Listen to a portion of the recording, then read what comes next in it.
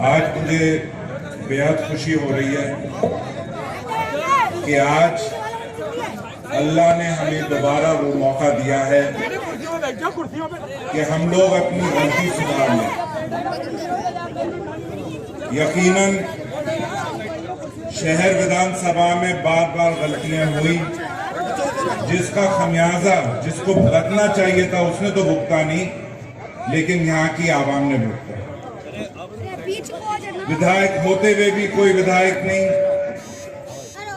2022 से पहले सांसद होते हुए भी कोई सांसद नहीं, कोई काम के लिए भी अगर जाता था, मैं भी विधायक रहा हूं, 5 बार रहा हूं, अगर लोग मुझे चुन के जिताते हैं तो मेरा फर्ज बनता है कि जब वो मेरे पास आए किसी भी काम के लिए तो मैं उनकी मदद करूं, उनकी चिट्ठी लिखूं, उनके लिए फोन करूं। लेकिन इस शख्स के पास जो भी गया, इसने कहा हम तो अपनी उलझनों में फंसे हुए, हम आप लोगों की क्या मदद करेंगे। ये कोई जवाब नहीं होता है। आपका काम है वोट देना, जिताना, उसके बाद जिसको जिताते हो उसका फर्ज बनता है कि 5 साल वो आपके काम करे, आपके बीच में रहे। यहां इस उपचुनाव में मैंने सापा के काफी जलसों के रिकॉर्डिंग सुने। लगातार जब भी यहाँ मीटिंग्स हुई, जलसे हुए, आजम बोल रहे थे, किसी एक जलसे में उन्होंने लोगों को यह नहीं बताया कि वो रामपुर को क्या देना चाहते हैं, रामपुर के लिए क्या प्लान किया है, यहाँ की जो बेरोजगारी है उसको कैसे दूर करेंगे, जो परेशानियां रोजमर्रा की जिंदगी में आती हैं, यहाँ प्रशासनिक परेशानियां या और उनके लिए क्या उनके पास इलाज है, इसके बारे में कोई जिक्र नहीं। सिर्फ एक चीज का रोना, 50 साल पहले ये हुआ, 100 साल पहले ये हुआ, मुसलमान इस्लाम खतरे में। कहां खतरे में? किस चीज के लिए खतरे में? तुम्हारी सरकार थी 2017 से पहले, तुम्हारी पार्टी कहती थी कि हम मुसलमानों की पार्टी हैं या मुसलमानों के हक के लड़ने की पार्टी हैं। उस सरकार में, उस पार्टी में तुम्हारे जरिए मस्जिद भी शहीद हुई, मदरसे पे बुलडोजर भी चला, कब्रिस्तान भी खोदा गया मुसलमानों का, मुसलमानों के घरों को भी तोड़ा गया, मुसलमानों की जमीनों को भी छीना गया, मुसलमानों के ऊपर चरस और स्मैक के मुकदमे भी लगे।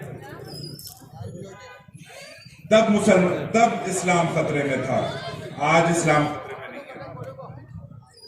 2017 के बाद जैसी सरकार बदली, सिर्फ रामपुर में नहीं, पूरे जिले में आप बता दीजिए एक भी मस्जिद जिसको छुआ गया। इस सरकार ने किसी मदरसे पे भी अगर बुलडोजर चलाया है तो बताइए, किसी कब्रिस्तान को छुआ है तो बताइए, किसी मुसलमान का घर तोड़ा गया है तो बताइए, किसी मुसलमान का खेत या जमीन छीनी गई है तो बताइए। हमारे पास आंखें हैं, दिमाग है, कोई कुछ तकरीर में झूठ बोलता रहे, आप उसको यकीन करेंगे? जो मंजर आप लोगों के सामने गुजरा इसी जेल रोड के ऊपर, उसको क्या आप भूल चुके हैं? क्या क्या नहीं किया गया सराय गेट पे, क्या क्या नहीं हुआ डूंगरपुर में, जहां जहां हुआ। मैं मानता हूं जो लोग रामपुर के बाहर हैं, जो ये प्रेस वाले हैं या जो रामपुर के बाहर से आते हैं, उनको कुछ नहीं मालूम, लेकिन आप लोग, आप और हम तो यहीं रहते हैं। ये सारी चीजें तो हमारी आंखों के सामने से गुजरी हैं, हम उस पर कैसे नजर फेर सकते हैं और कहते हैं कि ये हुआ ही। इस्लाम तब खतरे में था, आज इस्लाम खतरे में नहीं। और ये आपका और हमारा फर्ज बनता है कि हम यहां बदलाव लाएं और ऐसे शख्स को हम वोट दें जो आपको वो सारी चीजें जो रामपुर में जिसकी कमी है वो सब चीजें आपको ला कर देगा। यहाँ के युवाओं का जो रोजगार आज नहीं है, जो जिला कानपुर के बाद दूसरा जिला उद्योगों में माना जाता था, ये शख्स आकाश सक्सेना दोबारा रामपुर जिले को उसी दर्जे के ऊपर लाकर दिखाएंगे। इसलिए मैं हर उस शख्स के साथ हूं जो इस रामपुर की तरक्की के बारे में सोचे, और मुझे पूरा यकीन है कि आकाश सक्सेना वो शख्स है। मेरा इनके परिवार से बहुत पुराना ताल्लुक रहा है।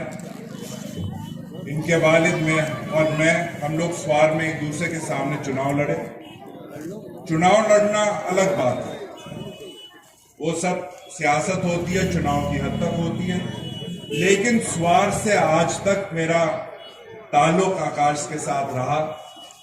सामाजिक तरीके से भी दुआ सलाम भी हुई, कब मुलाकात भी होती रही, और मैंने इनको उस तरीके से आजमाया, और मैं उस आजमाइश की वजह से आप लोगों के सामने यकीन से कहता हूं कि आकाश सक्सेना ही आपके सच्चे इस रामपुर विधानसभा के सच्चे नुमाइंदे बन सकते हैं, और कोई नहीं। इसी के साथ एक बार फिर मैं आप लोगों से गुजारिश करता हूं, अपील करता हूं, 5 दिसंबर को आप आकाश सक्सेना को वोट दें और इन्हें कामयाब बनाएं, और इनको एक मौका तो दीजिए।